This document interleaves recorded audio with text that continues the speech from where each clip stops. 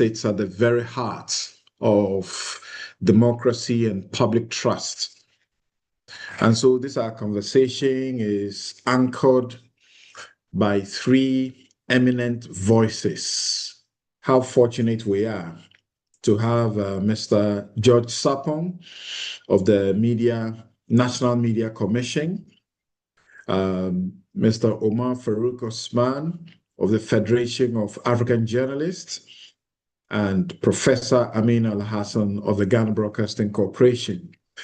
Together, they bring national, continental, and institutional perspectives to the table.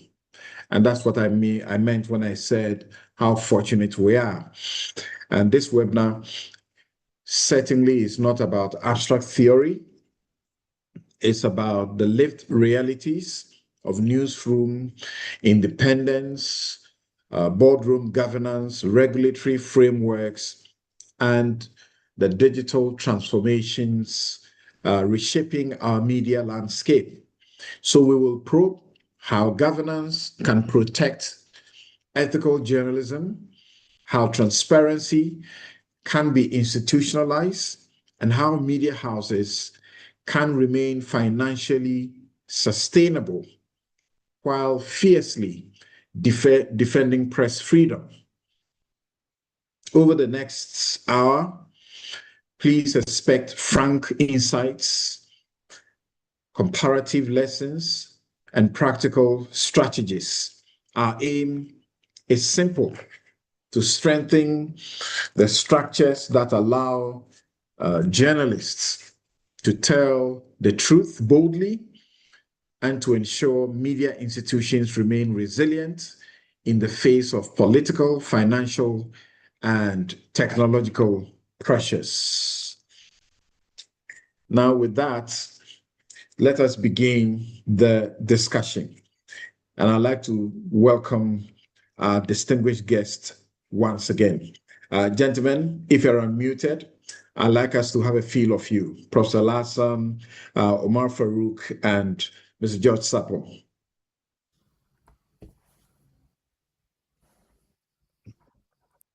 Yep. I am unmuted. Thank you. It's a pleasure to be here this afternoon and looking forward to very engaging conversation. Right. Can we hear from Omar Farouk? Yeah, thanks, moderator Samson.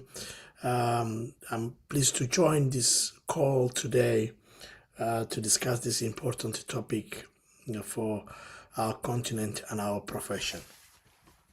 Great. As George gets ready, hello, George. Are you with us? George should. As I understand, George has to be with us shortly because he is in a very important meeting and hoping that it could give him leave immediately. I had wanted to start with George, but I'll begin with Professor Amin Al-Hassan, Director General of the Ghana Broadcasting Corporation. As someone who is managing a public broadcaster of the magnitude of the one that we have in Ghana, let's begin on this rather interesting note. What are the key elements of an effective board composition for media institutions from where you sit?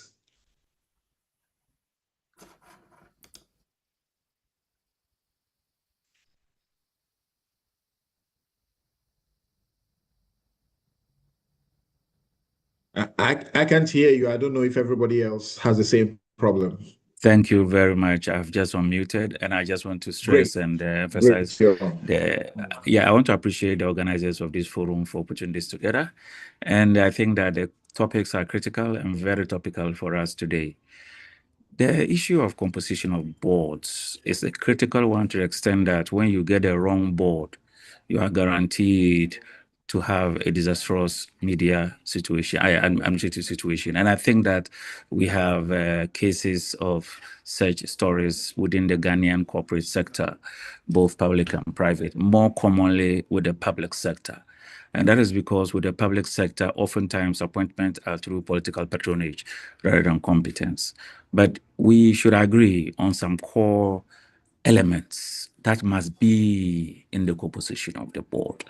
I think that, for example, for me, I have had the opportunity of working under 3 different boards, and I've had the opportunity of myself being within the university council system for 2 terms and observe governance issues being discussed at the topmost level of the entity.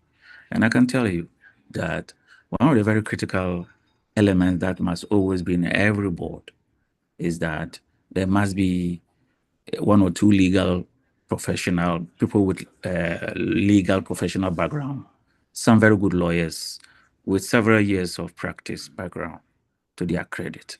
At least 1, 2, 3 would not be bad. And I can always assure you that they are very critical. Now, apart from that, I think the next category of professional group that I really think are critical to the functioning of a good board is somebody with finance and accounting background. And oftentimes when I say that, I mean somebody with several years of industry, finance, and accounting practice. They are very, very helpful in helping the board understand the challenges that come before it. For a media organization in particular like GBC, it will always be very, very helpful to have somebody who has professional media industry background, not necessarily journalism. It could be marketing, advertising, PR, or journalism. But there is something when it comes to that category, we have to be very, very critical. It is important to look for people who've really worked in the industry as industry practitioners, not necessarily as former CEOs, people who have actually worked in the trenches in the media and risen up to mid-level management positions and have retired honorably. They bring a lot to the board in terms of helping it to deal with organizational issues. So I always want to say that, yes, when it comes to professional journalism or media industry background, we need, but we have to be very careful how we select that type of element. And there's a reason to that. Oftentimes, when you go out for the very top who have retired, they tend to become a problem for the organization later. Now, I want to mention that from my experience... line is breaking up and... Okay, can you hear me? Yes, we can hear you. We can hear you. Now, if you don't mind, I'll put down my video so that it will help. I'm in Tamale, and maybe the video being off will help. Is it okay? I should leave the video on. It's fine. It's fine. Okay. Now, let me add that when we look at it, we should look at what a retired CEO brings to the board.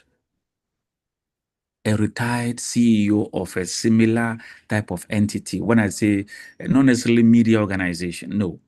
A retired CEO, for example, if the media organization is public. You were right about muting your video. I suppose you were right about muting your video. So mute your video and let's see if we have a Thank you. Is it better now? Flow. It does look so. Thank you. A retired CEO of a different sector, not necessarily media organization, they bring a lot to the table in helping the board to stay away from taking executive decisions. Boards have clearly cannot, or the board cannot replace the CEO, and former CEOs who have handled similar organizations, but not necessarily within the media, are very good at helping their board to understand the boundaries of the board vis-a-vis the role of management. That distinction can easily be blurred if you don't have a reasonable men among or experienced men within and women among the board who will tell the board that we have to stop here and ensure that we respect the boundary between board and management. And I think these 5 elements, legal, finance, and accounting, engineering, a retired CEO, and then also somebody from the media industry background, not less than 10 years of industry experience. These elements are critical for me. Any other thing can be added. And I think that, but what thing I will clarify, it is important you don't bring somebody who has ever headed that organization as a CEO or as a director back into the organization as a board member.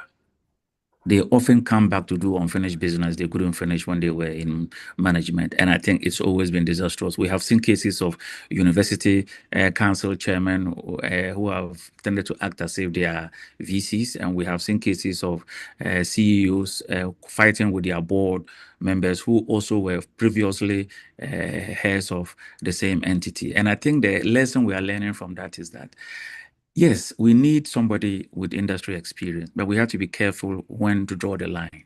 Former leadership category of the same organization should be avoided in bringing them back to the same organization.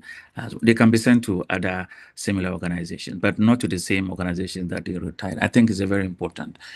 I want to stop here and let's see. I think I've been able to outline the 5 key elements I would like to see in a very good composition of board. And I want to emphasize that when we don't get it right, we will have a problem. Right.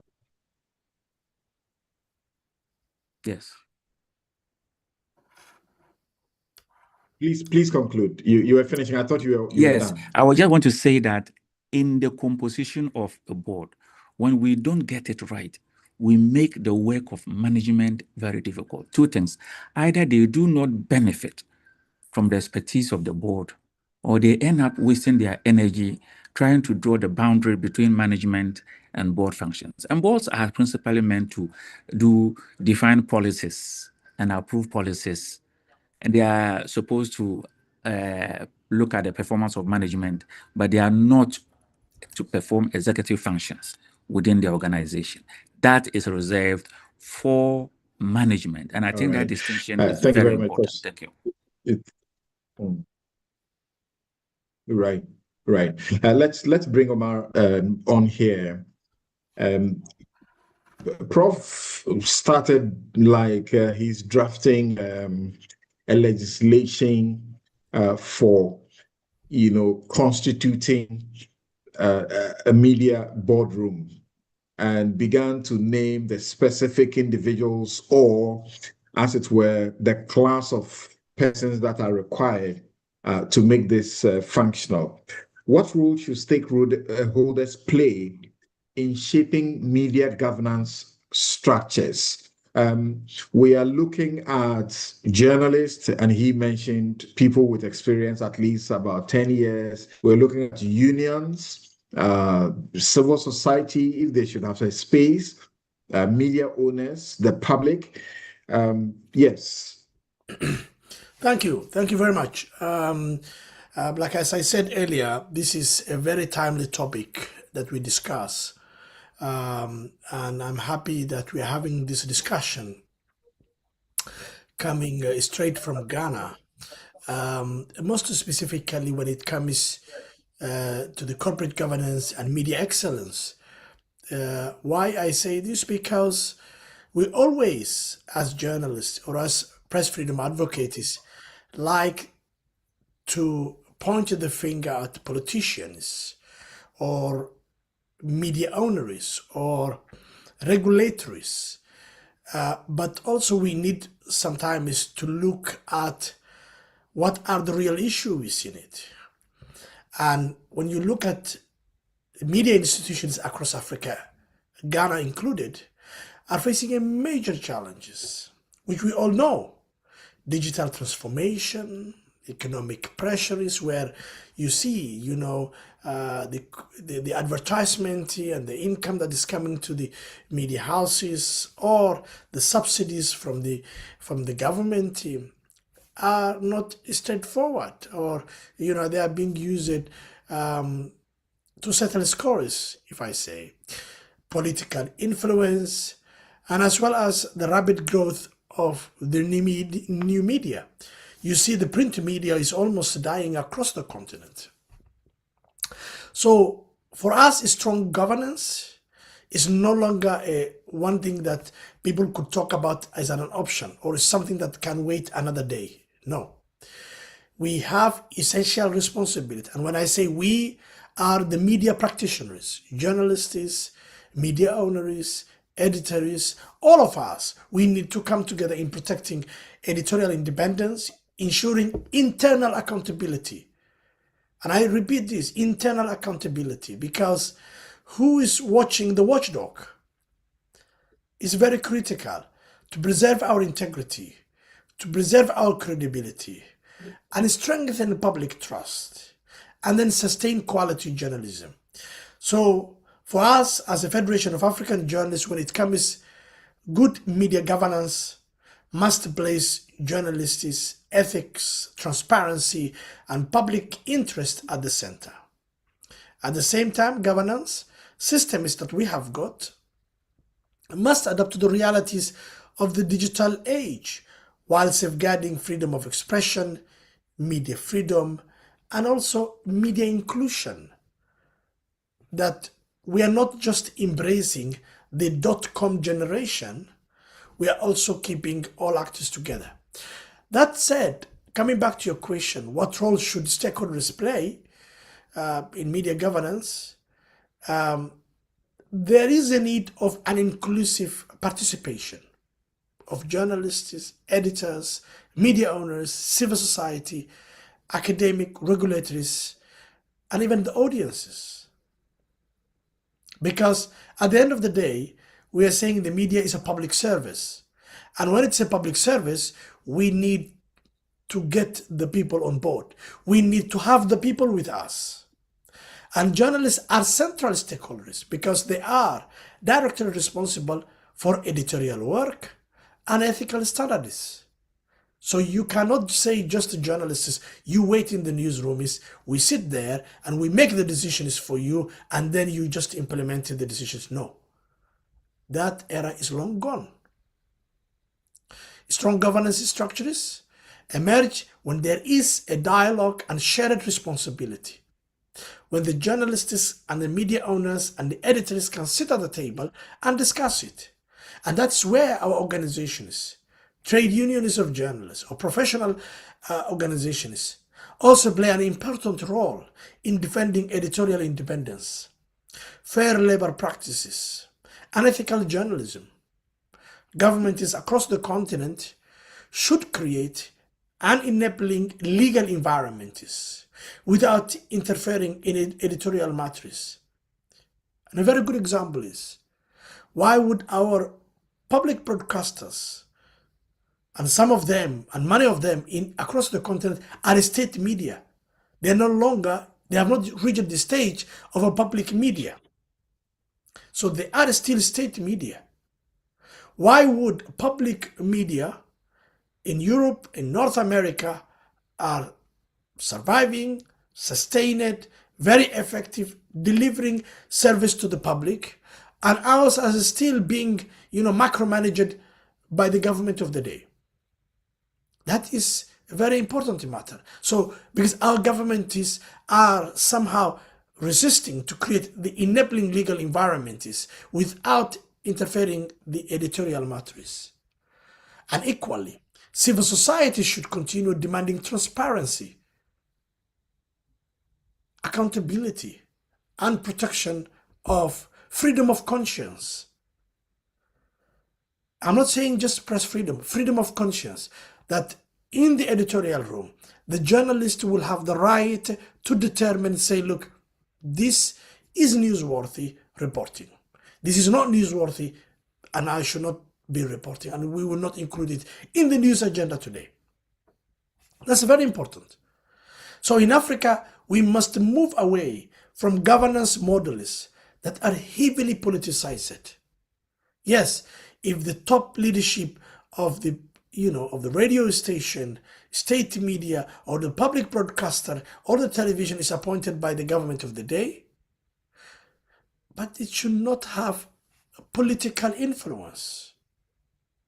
It should not be overtly concentrated in ownership structures, even in the private media, where you could see that certain interests are the ones who are owning the media houses and is concentrating in their hands. So media governance works best when institutions, news media institutions, are independent, transparent, and participatory. The fact that you as a businessman own the media house does not mean that you will be able to dictate how it is governed. The journalists have a stake in it. The public have a stake in it. The civil society have a right to say, look, what is the ownership transparency? And how can we make sure that there is good governance? And I will conclude. If the media is indeed considered an essential player in shaping good governance in our countries, in our societies, then we should put our house in order first. We should have good governance inside the media. And that is where things start.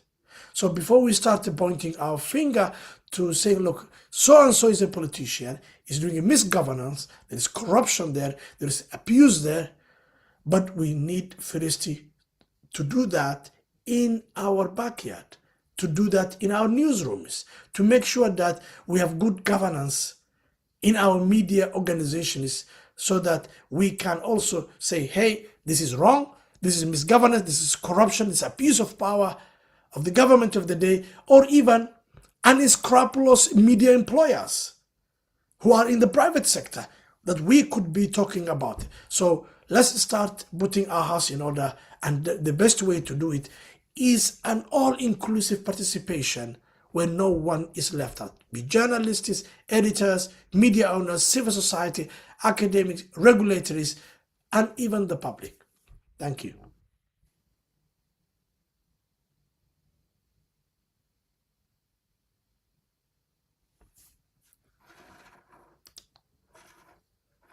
Samson, can you hear me? Samson, can you? Right. Thank you. Thank you very much. Thank you. And thank you very much, Omar. That was insightful. But I'd like to quickly get back to you, Prof, on this before I get to my substantive question. For example, Omar, stresses the importance of internal accountability. He says that the center and the focus ought to be on ethics and freedom of conscience of the practitioners who are producing the news and dealing with it. But he refers to the state media, which remains state media instead of being the public media, and the strengths that do not allow it to operate with that kind of free spirit. If we take Ghana, for example, we are talking about public radio stations alone, 31 public radio stations, as compared to 549 commercial radio stations. So the public media, if it does its job well, can bring a lot of influence. Why are we still left in this kind of, perception, which is in fact a reality, is it not? Thank you very much, Samson. I think that, the question is whether it's a perception or it is not. And I want to also acknowledge Farouk's point very well, that they were well laid out. I think that let us come back to Ghana, and let's for the moment stay on Ghana. I know the African story is different. I want to make some statements. Farouk, Ghana's situation when it comes to what you call state-owned media, we have enough legislation to clearly see the Ghana Broadcasting Corporation as a public service broadcaster. GBC is not a typical state broadcaster by law. Having said that, we have also come to realize that when we try to practicalize this particular constitutional provision, which explicitly forbids the president and his government from appointing the CEO and the board of the Ghana Broadcasting Corporation. And so far, we have respected this very well. And I'm a living example. Okay. What I can say is this: the critical point in ensuring that journalists, professional ethics and good journalism practice is actually brought to bear on the work of organizations like the Ghana Broadcasting Corporation is to ask ourselves, how is it funded? And this is the element that weakens the constitutional provisions. Now, let's take the British Broadcasting Corporation. 80% of its operations are funded by taxpayer through TV license. And that money is used to run the BBC. When you come to Ghana, about less than 1.5% of GBC's operation is funded by TV license. Another 40% is funded by salaries. You said the BBC 40%. Okay, good. No, BBC is 80%. Sometimes it goes to about 75%. It varies between 75 and 80%, depending upon the year. But overall, about 70 to 80% of BBC, the British Broadcasting Corporation budget, is funded from TV license. Ghana Broadcasting Corporation, about 1.5 or less is funded by TV license. Another 40% is funded by direct salary payments from government. And the rest has to be generated from doing commercial broadcast.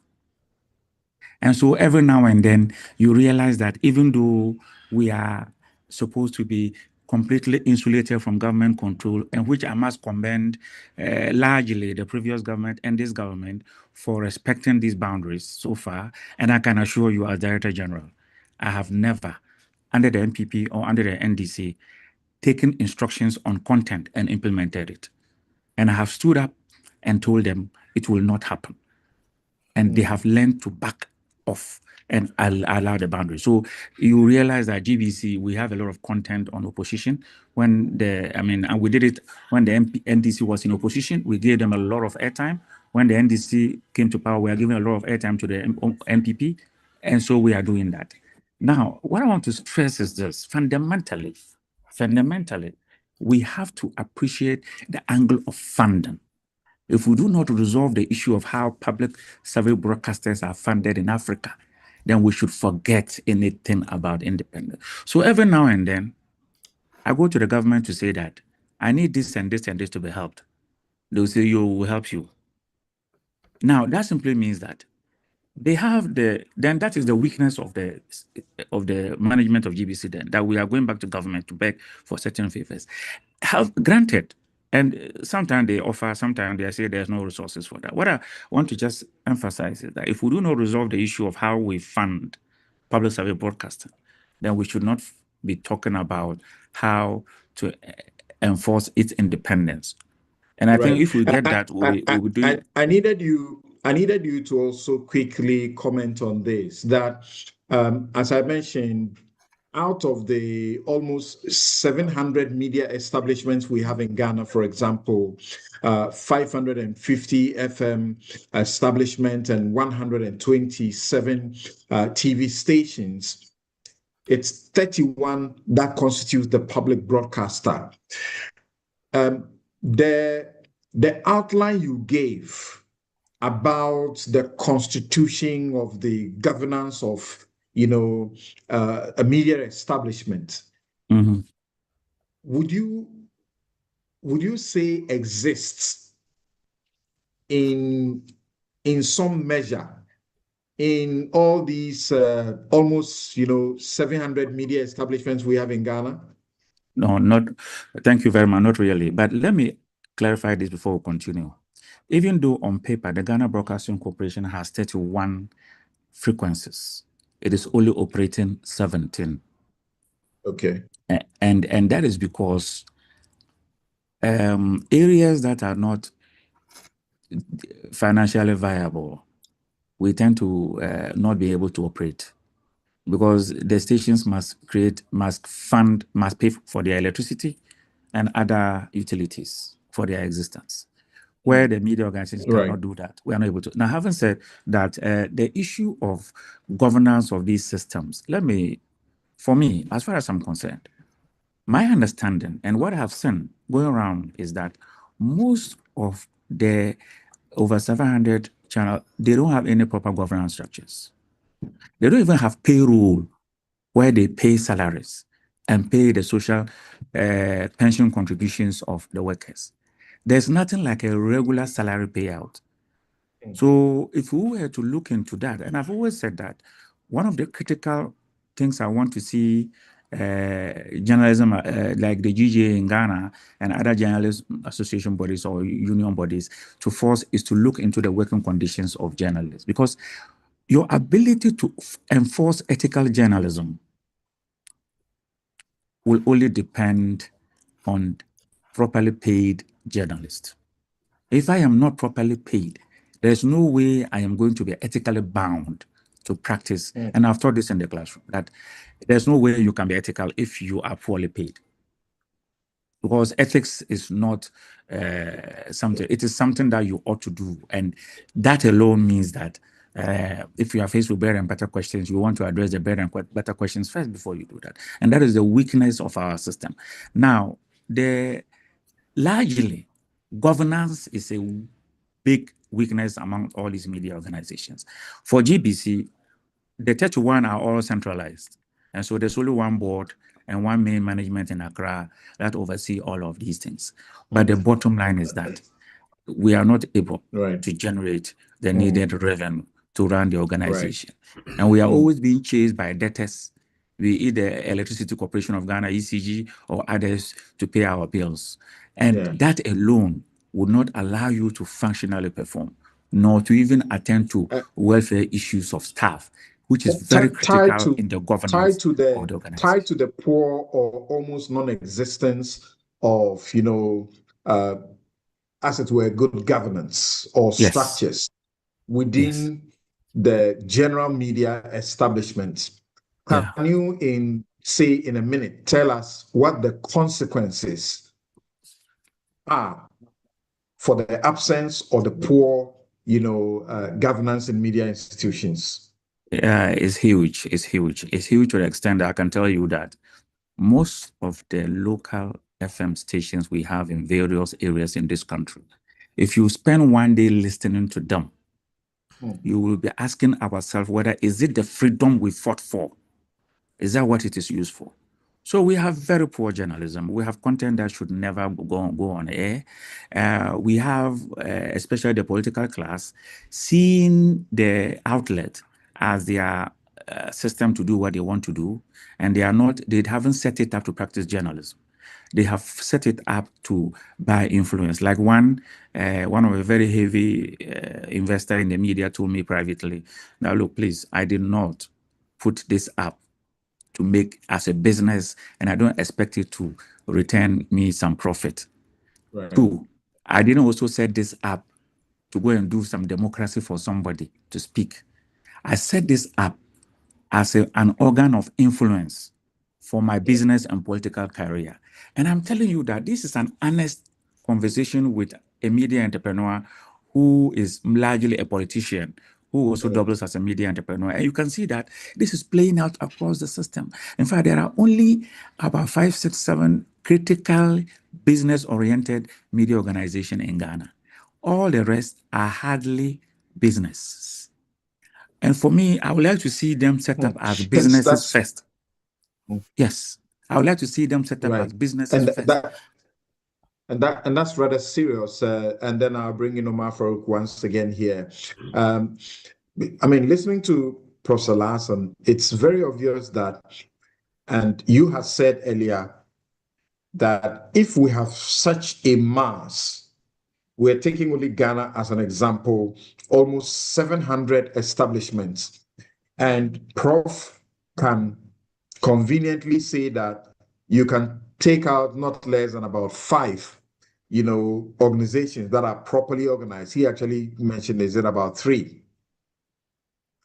This certainly will affect quality and what the media should do, as you have, sought to require of the media. Omar, so what strategies can media institutions use to ensure transparency in their operations in this situation? Yeah, well, thanks. First, before I come to that question, Al Hassan has raised a very valid point. And I'm happy the way he has explained about the Ghana Broadcasting Corporation and the way it is a public service. And indeed, that is the way to go across the continent. And and and and he has highlighted a very valid point, which is one of the issues I was talking about, the issue of independence, not in terms of the content, but even how can Al Hassan and GBC get,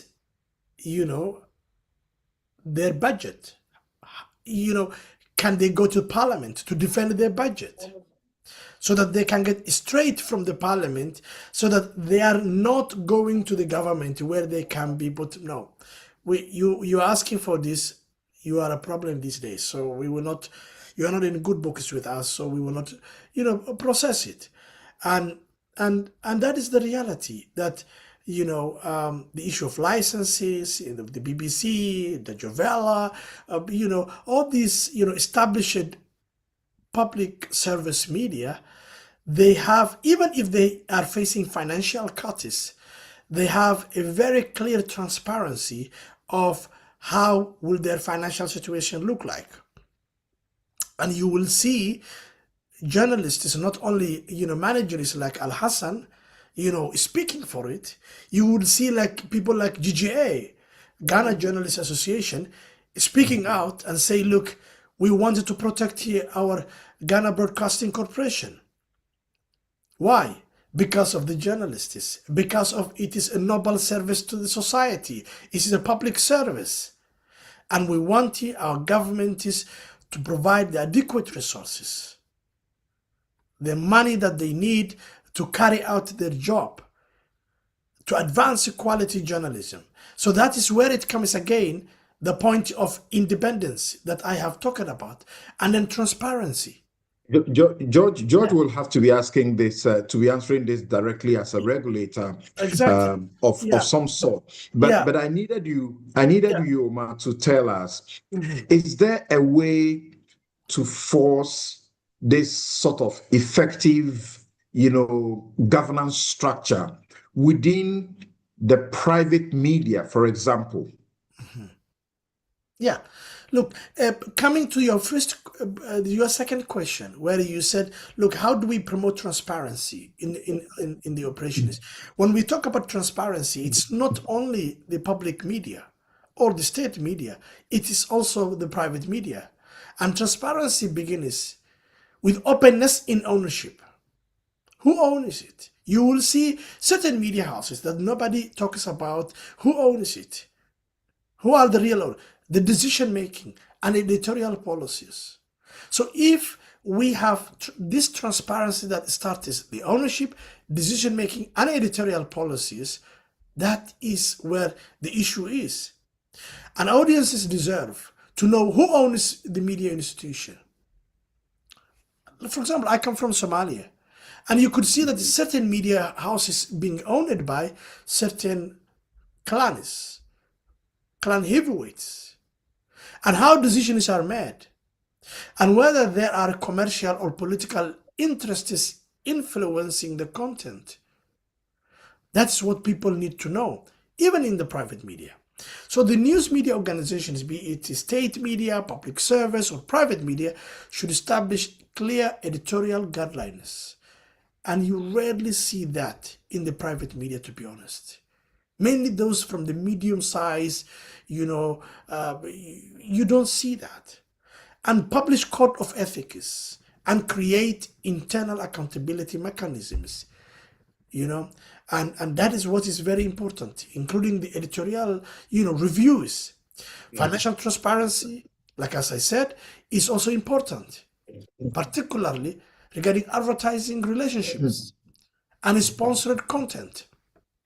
So when we get that right, there is also another important strategy that we have to do, which is strengthening newsroom communication and involving journalists in institutional discussions. Like I said earlier, keeping journalists in the newsroom, having no say in the decision making, is a problematic. It's unsustainable, and it's not going to work. When journalists understand governance processes and feel protected, trust within the institution improves, and this is reflected in the quality of journalism that that particular media house produces. Yeah, I was asking you the obvious questions that flows from where we are with the discussion, whether or not you think that regulation could be used to force a semblance of an effective, corporate governance structure within, especially the private commercial media. Because as we just showed the example in this country, the private commercial media alone is very huge. The number is exceedingly huge. We are talking about in excess of almost 600. If I may come in here to regulation be if I'm used to allowed. force the semblance of good, corporate governance in the private media to help.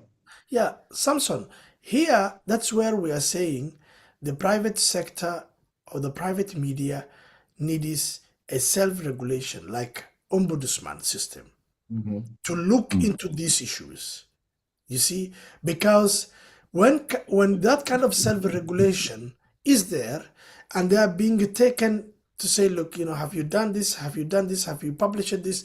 Have you created this, systems, and to ensure internal accountability system? Because in as much as we love to hold other people accountable, we also need to hold ourselves accountable. And that is when good governance will function in the media, be it in the private media or the state media or the public media. So ombudsman system or editorial review, structures is very vital. Samson, if I may come in here, can I? Yes, please do, Prof. Yes. Thank you very much. I think that, listen, let's look at the history of the ombudsman system and the issue of self-regulation. It works to the extent that those who invest their money in the media will allow it to work. We have systems, for example, in the Ghanaian media ecosystem. And I actually, a week or 2 weeks ago, I was at the NCA and I was stressing this angle on the World Telecom Day. The point is this: there's a national regulator which renews the authorization of media houses. And let us emphasize that in Ghana, we don't license media organizations. We authorize them for frequencies. When they apply for authorization, can then NCA require that you submit evidence that you have a payroll system? 2, you have a good corporate structure that governs the organization. You have a properly set up board, and that the structures are in place. And there's evidence that you are paying the Senate contributions of journalists. Let me tell you one of the saddest facts about Ghanaian journalists. Majority of Ghanaian journalists don't have pension contributions paid on their behalf by their employers. Majority of Ghanaian journalists are working without employer contribution of pension. We only see their misery when they are about to retire. Then they realize that they have no retirement benefits to fall onto. Can the national regulator, in the case of Ghana, National Communication Authority, say that when you come back to renew your authorization, we want to see evidence that you pay Senate contribution? For example, in Ghana, when you go to bid for government projects for procurement, one of the evidence you have to prove that you are a very good corporate entity. You have to show that you are paying the Senate contribution of your workers. Can we simply add that to the requirement for renewal of your authorization? That you have a proper, good corporate governance system in place. That is the type of enforcement that will work. But the ombudsman system, the challenge has always been compliance. And that, for example, media owners who have multiple outlets can simply dismiss the self-regulatory system and go and do their way. and there's nothing you can do against them or enforce them and ensure compliance. This is the Good- point I good- just want to add. Thank Yeah, good points there. But Prof, can you also share with us how you think, the media institutions can leverage technology to enhance good governance operations? Okay, I think this is a very critical matter for all media organizations. And let me make a clear distinction. There are two types of media organization when it comes to technology.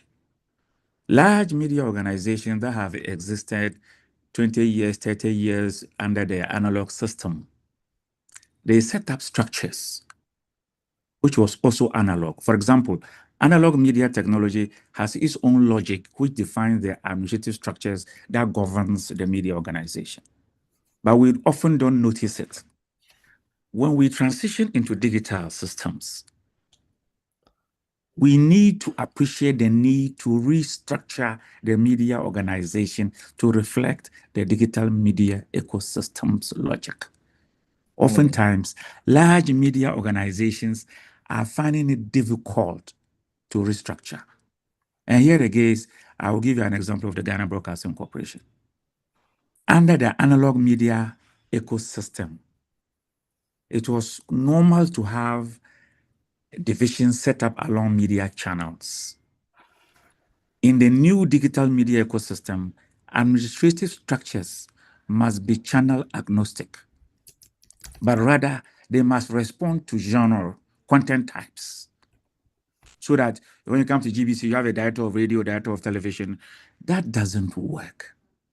You need a director of content-based categorization. So technology in transforming media organization, especially legacy media organization, is a huge undertaking. And we have to appreciate the fact that we have to do it anyway. But what makes the implementation of this difficult, and what I'm now going to talk about, is not only peculiar to Africa. I have seen it play out in European public service broadcasters, where they have all of a sudden realized that the age profile of their workforce is not conducive for the digital media ecosystem. When you have over 30% of your workforce being millennial or Generation X, you cannot successfully transition. And that is the reason why the new BBC Director General come in with a checklist. He has to downsize. He's not downsizing. He wants to weed out Gen X and employ more Gen Zs. That's all that he wants to do. Any media organization that wants to successfully transition as a legacy media organization to successfully operate under a digital media ecosystem must pay attention to the age profile of the workforce. If you do not address that one, you soon realize that smaller new startups will be doing better than you because they are starting up with a lot of Gen Zs and you are stuck with a lot of millennials and Gen X. And the truth is that you can say I am preaching ageism and other things. The truth is this: the media ecosystem we operate today requires a certain workforce that is agile, experimentally minded, innovative, and is ready to try new media. And for new startups, they are not having any problem because they start up as digital media systems and they don't have a problem with it. But what I've just described is something that runs through many African media organizations and European media organizations. Thank you. All right. Thank you very much, Prof. Omar, can we look once again, now that we are in a terrain that is a digital transformation in the media, how can they be the risks that are associated with digital transformation be mitigated? Yeah. Well, first of all, the technology can be supportive in terms of promoting transparency, can help public corrections of policies, fact-checking systems, audience engagement platforms. In as much as technology can also create a disruption, especially the new technologies. And when it comes to digital transformation, which presents its opportunities, but also raises serious risks. One major risk is the spread of disinformation and misinformation, Right. particularly through unregulated digital platforms and algorithm-driven content distribution. Another challenge is the economic pressure facing traditional media institutions. Many media houses are struggling to adapt sustainable business plans in the digital environment. Like I said, it's a big problem for the print media, which also for the broadcast media can weaken editorial quality and increase vulnerability to political or commercial influence. Cybersecurity threats, online harassment of journalists, and surveillance are also increasing across the continent. Right. Women journalists are particularly targeted, as you know, through digital abuse, online. It used to be offline. Now you see it online and coordinated online attacks. So to mitigate these risks, news media organizations, professional organizations, unions, all of us must work together and must invest in digital security, professional training, fact-checking systems, ethical digital journalism. And I'm using this word consciously, ethical digital journalism, not ethical journalism alone. So there is also a need for stronger labor protections. Al-Hassan was just talking about the social security of the journalists, and they only find out when they reach the retirement. And it's true. And this is a reality. Journalism has been turned out to be the most poorly paid professional in the continent, in many places in the continent, because of the abysmal working conditions. And with the arrival of the digital transformation and the digital environment and policies are changing, we need to ensure that the technology supports journalism rather than undermining it. How? Because if we are already struggling with a poor working condition, when there is no future in journalism, and there is huge turnaround, you see a lot of people leaving the profession, going to other professions, because journalism is a poorly paid profession, and now the digital transformation is bringing other challenges. We need a stronger labor protection for journalists working in the digital environment. Right. And Prof, this is I can say safely is your forte, and you are writing about digital media and the transformation around the media and what must also be done. Yeah. In what practical ways do you think we can prevent misinformation? Presently, Ghana is, sponsoring, the government is sponsoring a bill on misinformation, disinformation, hate speech, and other, publications. Yes. So thank you very much. I think that I will always want to say that anytime there's a clear act of misinformation, find out where is it coming from and who is doing it. Largely, well-established media organizations with good brand names tend to do better. So basically, it has to do with systems that have been put in place to operate. The good old journalistic processes that have been put up in newsrooms, if we stress on them, there's always opportunity for us to prevent before it gets out. There must be very clear guidelines, professional journalism, emphasis on it. When I say that, I say, look, most of those engaged in the misinformation have poor professional orientation. They have poor professional orientation. Otherwise, there's also another category of those who are doing a lot of misinformation. They are doing it as an industry. They are doing it deliberately. So those ones, no matter what you do, you are not going to contain them. The practice is that I need more clicks. I need to misinform and attract because bad news sells, so that I will get the clickbaits and then I'll get the revenue. But when we come to mainstream journalism, largely I would say that we are doing very well. And we just have to emphasize existing professional practices. And we will be able to contain it. Training, emphasis on ethics, emphasis on journalistic routines. These routines are more than 100 years old and they are not there for nothing. They have been tested over time. They help us to be able to stop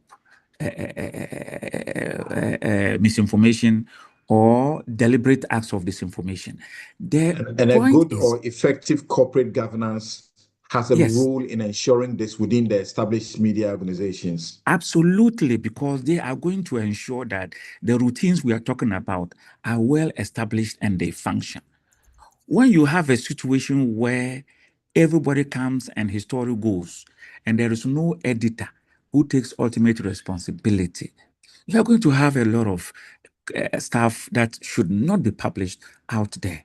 And you're going to have individual journalists, for whatever reasons, taking advantage of the situation. For I've always said that our cure as a country in containing misinformation is not just limited to legislation.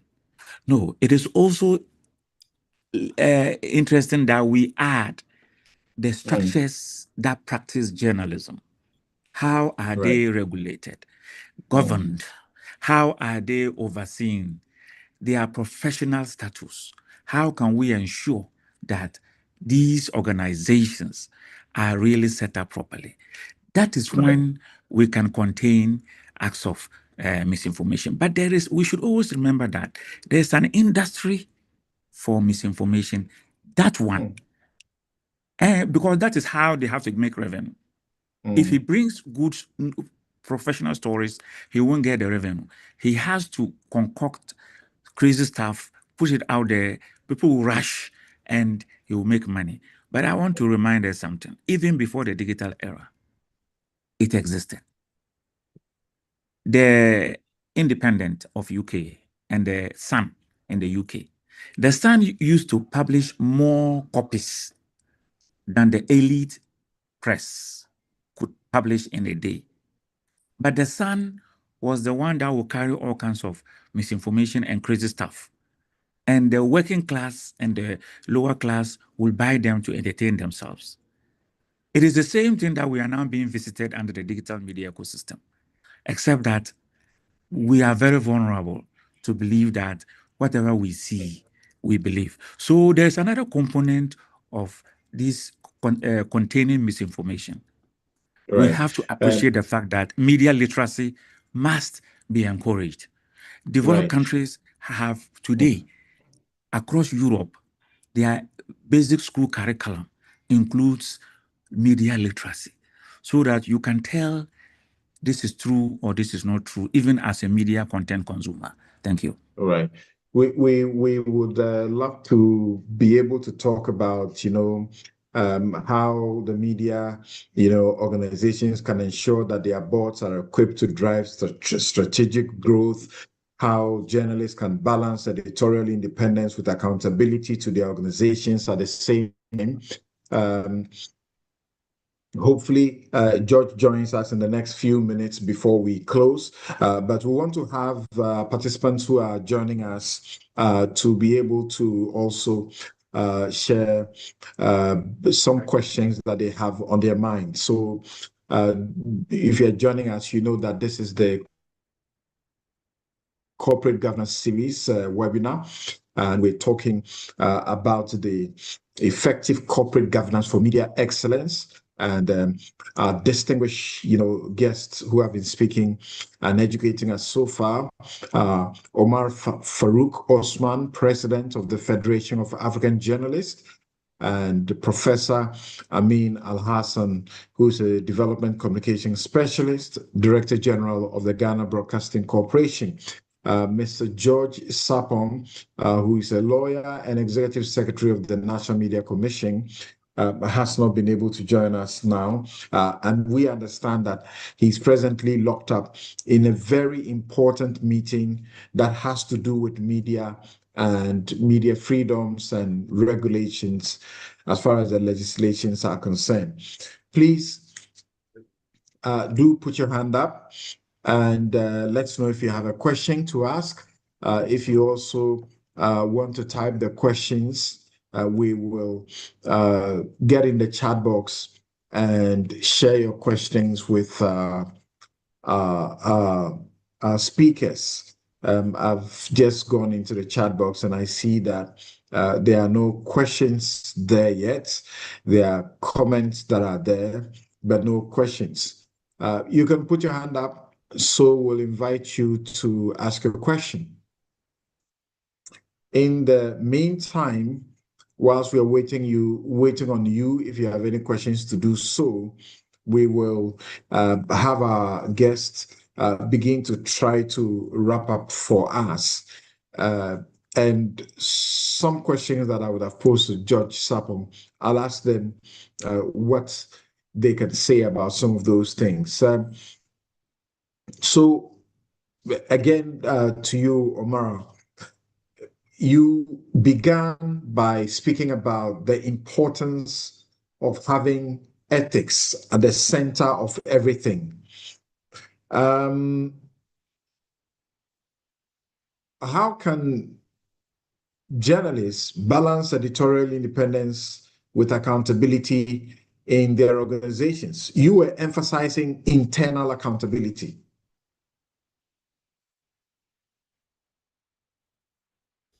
Yes, Omar. Yeah. Yes. As you know, ethics is the DNA of journalism. So for a journalist who is practicing his or her work, they must look at the ethical practices of their work and look at from that point. And in many of our organizations, our unions of journalists or associations, we have ethical committees who look into that question of ethics, not only in particular media house, but also in a certain issues that are across the board where journalists are practicing. For instance, there are also issues of media council. Media council, in some countries, is a statutory body, and in some countries is a self-regulatory body. And in that kind of a sense, that is an issue to deal with ethics, and that is how we advance it. But I really think the most important point here is that we all need to understand that integrity, professional integrity, and the integrity of the information that we are going to be sharing with the public, it has to be something that we are looking into from professional point of view, and there are ethical adherence that we must comply all along. And Right. if that exists, what we could do also is that, because most of the journalists who are working now in the media industry are youngsters, unskilled. Right. And many of our colleagues are doing is to train them, retrain them, retool them, empower them so that they understand their professional obligations. Yes, so that brings me to this. You can say something in 30 minutes about it before Prof comes on. And that's a question coming to me. How do bloggers succeed on corporate governance? The bloggers, some will say they are eating our breakfast. How do they succeed in corporate governance? To be honest, for me here, I'm talking about journalists. Bloggers are not journalists. And And journalists are bounded by professional, guidelines and ethical practices. So, and if anybody is saying, "Oh, quote unquote, citizen journalist," he or she can put something on social media. Well, that All does right. not make you as a journalist. All right. So as we're about to wrap up, I see Chris. Chris, you have your hand up. If you can proceed and ask your question before Professor Amin Al-Hassan also shares his perspective on this question to close us.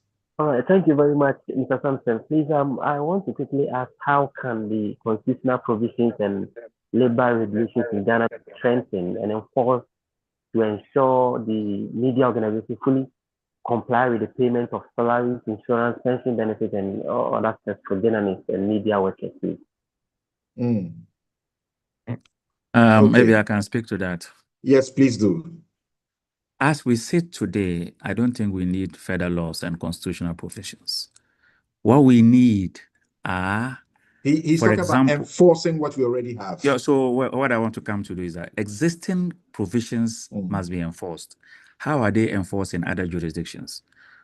Let's take it in Ghana. What we need are, for example, labor unions within media space should be able to make a situation where they name and shame media employers who pay poor salaries or don't pay salaries.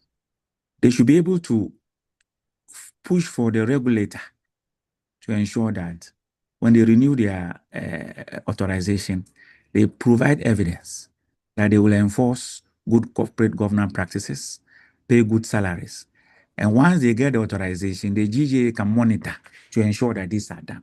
Where they are not done, we should be able to bring them to book. Please, throughout the world, everybody in the industry is about self-interest. We need the labor unions of professional media organizers and media practitioners to stand up and defend the interests of the journalist or the media worker. Only then can we see compliance. This is my point about ensuring that we enforce existing regulations and laws. Right.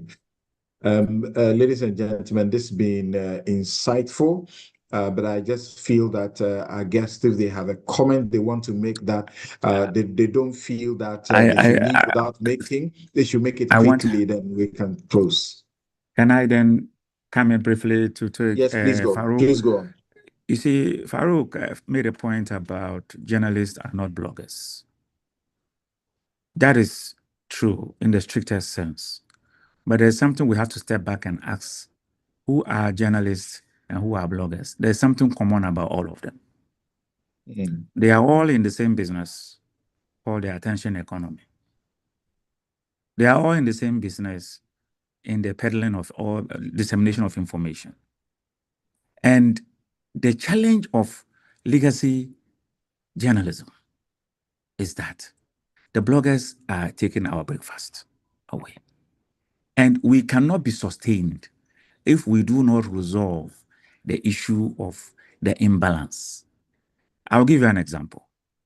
A blogger can set up a computer and sit down and rake in revenue without having to pay salaries, electricity, corporate vehicles, fuel, and all of that goes with large media setup. And they will continue to take exactly what was originally belonging to the traditional media organization. And so because of that, it's a zero-sum game. Once revenue ends up with the blogger as an advert, it's revenue lost to the traditional media organization. So whilst we are saying that, yes, in the stricter sense, bloggers are not journalists, we have to be very interested in what bloggers do. Because, like journalists, we are all claiming to take advantage of existing universal rights of free press, rights of speech, and rights to the universal right to communicate and write what you want. And so, for me, I think that the conversation should go beyond this disclaimer to clearly understand that Okay. We must begin to see that the boundaries between journalism and blogging should be blurred. And I can tell you that the first time I gave a lecture in the classroom on blogging was in 2004, and I emphasized the distinction. But today, I am telling you that I will not be interested in repeating that, because the evidence on the ground is that both the journalist and the blogger are in the same economic space, battling for the same resources. And no matter how you want to practice your journalism, when you don't have the revenue, you don't stand a good chance. That's right. Thank you very much. Omar, you want to say something in a minute? Yeah, what Al Hassan said is right, and you could see bloggers making a lot of money out of their work, and they are taking over the work of the professional journalists. But at the same time, we have to look at what is happening in the digital era in the same way that the digital era is putting print media out of market, and that is what is happening. And what we have been encouraging our member journalists is catch up with the digital transformation, find your way to equip yourself and be savvy. But also you have to know that the journalists are producing something that is factual and that is relevant. Of course, we know that bloggers and those who call themselves citizen journalists, many of them, they have been influenced by certain actors, political actors or commercial interests.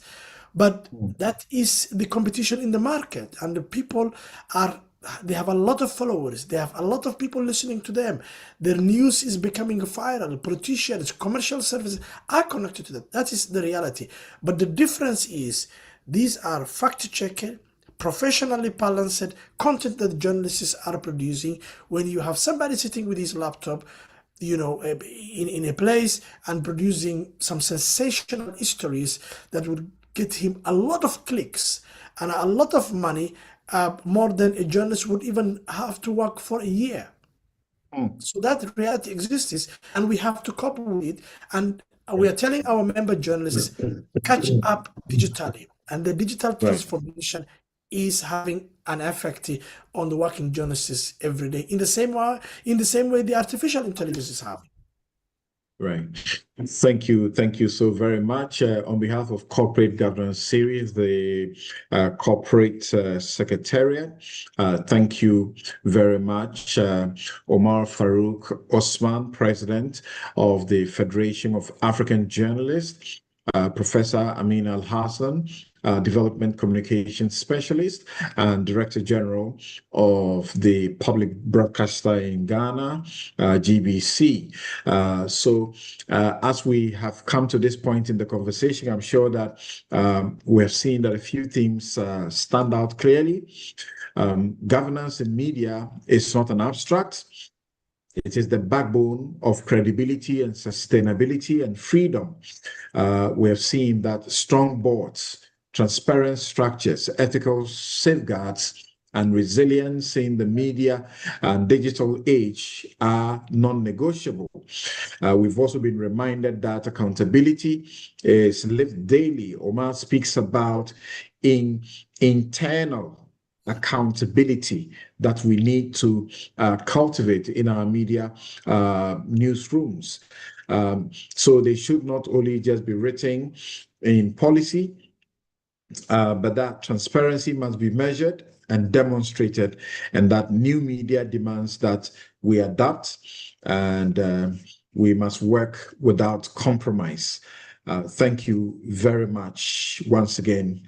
And thank you all who joined us on this webinar.